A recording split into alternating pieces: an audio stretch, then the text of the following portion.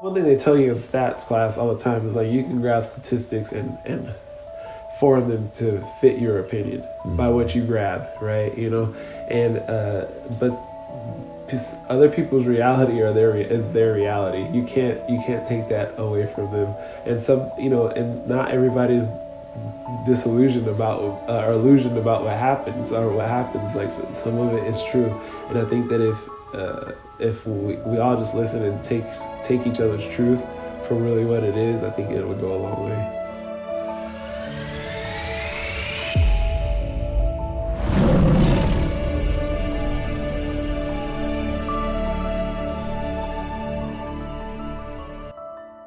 Take me through your decision to get into law enforcement.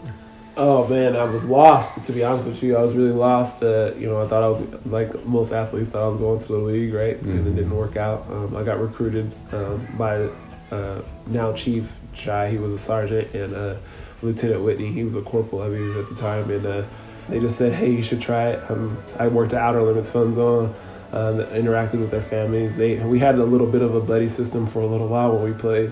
So I had interacted with Trent just a little bit, and they just said he should be a cop. And I'm like, man, I don't want to be a cop, And so I went on a ride along and kind of experienced it and saw how it went down. And once I kind of saw that aspect, I thought in myself, like, my parents were really big on, like, if you don't like something, then change it, like, do something about it. Mm-hmm. And so when I saw the ride along and I started seeing, like, all of the interactions that they had with people and, positive, like I didn't see anything. And I said, well, man, if I can jump in there and I can do it too. I can treat people how I want to be treated, and hopefully, like, some athletes can see a face that looks like them or somebody that was one of them, and I can help them, and at that point, that kind of motivated me to get into it. So when I first started, you go to post or whatever, and I got to post, and we went to post with like some smaller, it's all over Idaho, the state of Idaho, people from all over. And so,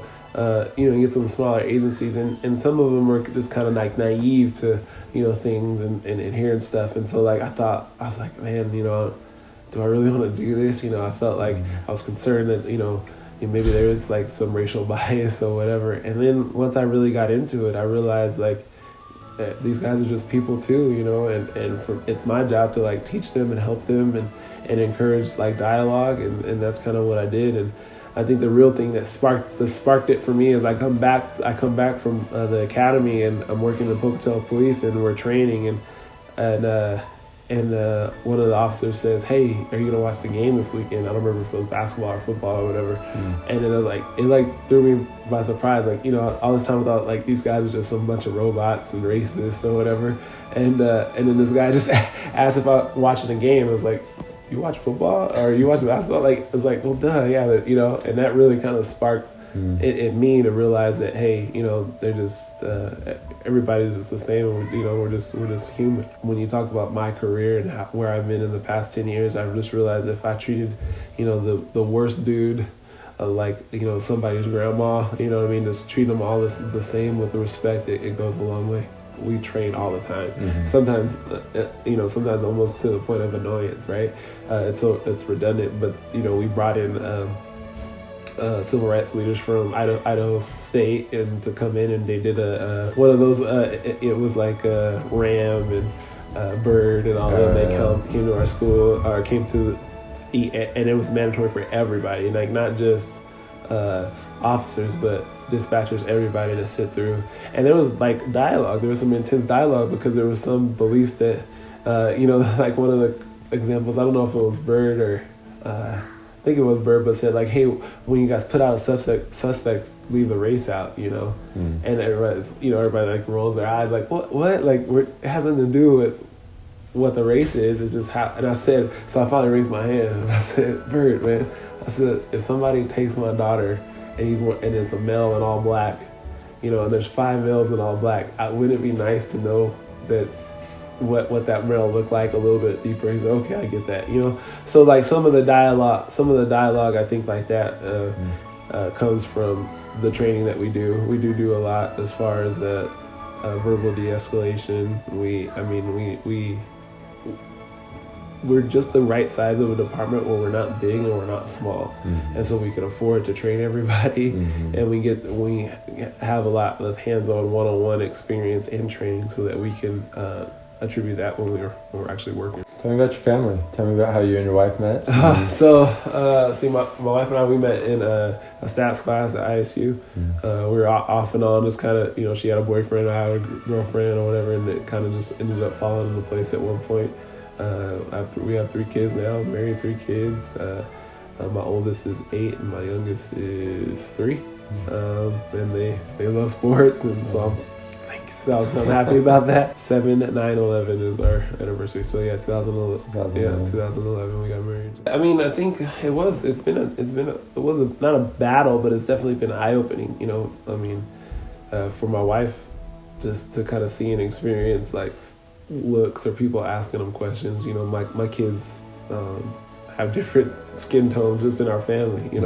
And I wasn't around at one point, and somebody asked her like, well, who's the dad of this one and this one? You know what I mean?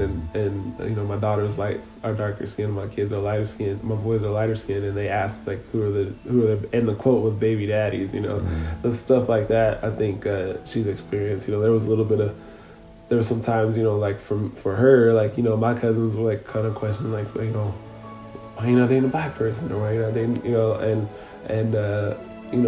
it just opened up dialogues. Like I'm in Idaho, I don't know what to tell you. Like I don't choose one over the other. And so, but I think the best lessons I've learned is we had our wedding, and I had some of my teammates and then her family and then some of my coworkers, and just to watch everybody intermingle and interact, it was like, this is what America is like right here. People from one of the most liberal states in the country, the most conservative states in the country, just hanging out on the dance floor and celebrating unity, and I think that's probably one of the best feelings about our relationship. For me, I just want people to know that all of this stuff comes from perspective. It's like, just don't think of just your life experience is the only way that it's been, especially for being African American. I mean, the idea that there has been some unfair treatment, not all of it is unfair, but there is some unfair treatment, and that there is truth to that.